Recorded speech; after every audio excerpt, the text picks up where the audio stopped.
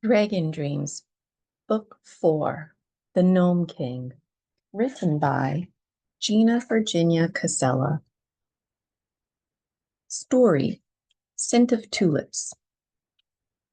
Last night, I awoke to the faint scent of tulips. This transported me back to the memory of finding gemstones at the beach last summer, which I now know was a gift from the Gnome Kingdom. The sweet tulip smell seemed to signify a greeting, as if confirming that singular and plural realities were converging and shape-shifting. I asked the Gnome Kingdom if I could tell people about this gift. They said I could and I couldn't. I can tell the Witchy Wednesday people, and I can randomly share it with others when the time feels right. I'll know the time is right because those people will need hope. That's the message behind the gemstones, to demonstrate unconditional love and acceptance. But I can't broadcast this widely because it puts the fairy realm in danger. It also puts the land in danger, since people may get excited and start excavating looking for gemstones and other precious resources. Nowadays, I openly discuss the connection and the gemstones I found. The Gnome Kingdom evokes fond memories of my childhood, playing in the backyard. This intrigues me. How could these beings know my childhood? I randomly smell tulips, which I feel is a communication the gnomes understand me completely, as if they were with me all along. The scent of tulips intensifies, communicating a firm yes. I can't see them. I just feel them and pick up on thoughts. Thoughts are vibrations, a mix of emotions, images, colors, sounds, and scents. The scent of tulip informs me that each grain of sand that comprises our bodies has a unique signature, so when our spirit reincarnates, the gnomes can find and guide us again. We are all connected. Spiritually, we are all part of a greater collective whole. Physically, each of us is like a grain of sand that joins with others to create diverse forms. A person, a dog, or a blade of grass. Some call this interconnectedness our star family, but in truth, it is the family of cosmic dust. The Gnome Kingdom, they were the insects and my imaginary childhood friends. It was them who entertained me and cared for me as I played in the backyard. They never left me. Finding these gemstones and reconnecting with spirit brings bittersweet memories. Though beautiful, it reminds me of childhood when I would share magical stories until others dismissed them, causing me to stop telling stories altogether. I became closed off to nature and spirit, no longer sharing my tales. The Gnome Kingdom simply wants me to be careful with whom I share information. They remind me of epigenetics, that I need a safe, like-minded community open to these conversations. Though I love sharing everything, they advise that not all is meant to be shared. Information is intimate. Some of it is monogamous. At first, I was eager to share my developing routine, even though it was still a work in progress. As I continue to refine it, I would make changes, often forgetting parts or spontaneously incorporating new elements. The gnome folk reassured me not to worry, since intentions matter most. Moreover, they urged me to explain myself less, as constantly clarifying things reflects the overly questioning epigenetics around me, which doesn't value such discussions. Sharing must flow naturally, so if it doesn't flow easily, it's best not to over-explain.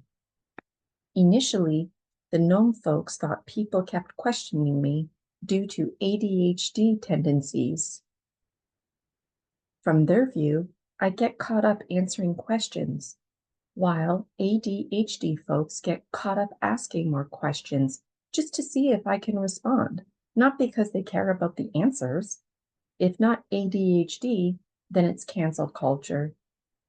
I must remember, I delight in openly sharing with like-minded people, not in defending against challenging questions. Sharing these dragon dreams gives everyone the choice to engage with this information or not, whether by reading it, booking my services, or declining. This approach enhances the quality of my interactions. Originally, I did not realize that my whole routine in 2021 revolved around an energy circle I would create for protection and connection. Reading my old journal, I see that this circle represented a symbolic home where I could connect with its core energy. I was told that I need to connect more deeply with elemental earth energies to support my biological body and expand my ways of knowing. That is why the elemental spirits of earth, air, fire, and water have been focusing on me. The fairy realm will protect me from beings and entities that do not belong here, yet they cannot protect me from 3D biologicals. I must always remember that this is why Fly is my spirit guide. In this physical world, fairies and spirits cannot shield me. They can only guide me toward people and places that are safe and align with my integrity. Like us, some folks in the Gnome Kingdom lack their morals and their intentions are not always honorable. Yet the Gnome King reminds us that behavior is communication, and there's always one making the rest look bad.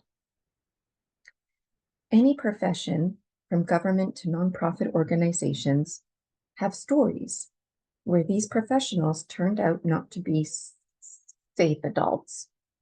The Gnome Kingdom is no different. The Gnome King reminds us that we are in charge of writing our stories and that we can make change. When working with the Gnome Kingdom folks, we are to practice stranger danger, just like in our waking life. And the Gnome Kingdom folk know this, so they can be quite passive and subtle, which is another reason why we should pay close attention to synchronicities in our lives. Depending on the folk, we can be quite scary, and there are some who avoid us. The Gnome King gently breaks it to me that we humans tend to be frightening creatures, and that I am no exception. Gnome Kingdom folks, formed and formless, can struggle themselves with ailments and allergies acting to like we do. I struggle with mental health, like depression and anxiety. It's because my body and feelings are talking to me. Like children, they're crying out. Like my best friends, they're speaking out in these ways, advocating for change, better known as ailments. These ailments are gifts and are meant to be temporary. The Gnome King knows all about feelings and alchemy. He's the one in charge of all the sand and elementals. It was his authority working with God to allow the unmaking souls and remaking them. At our core, we are all the same. Push anyone to their limits, and they will become insane. This spiritual connection projects me from negative energies and entities not of this world, as my kind is not originally from here. My kind. This language strikes me, although I do not get hung up on it. I believe this refers to my lineage, ages, and eons before the Milky Way galaxy came into existence, let alone planet Earth, which the Gnome King asserts is planet Water, reiterating he's not going to get hung up on categories.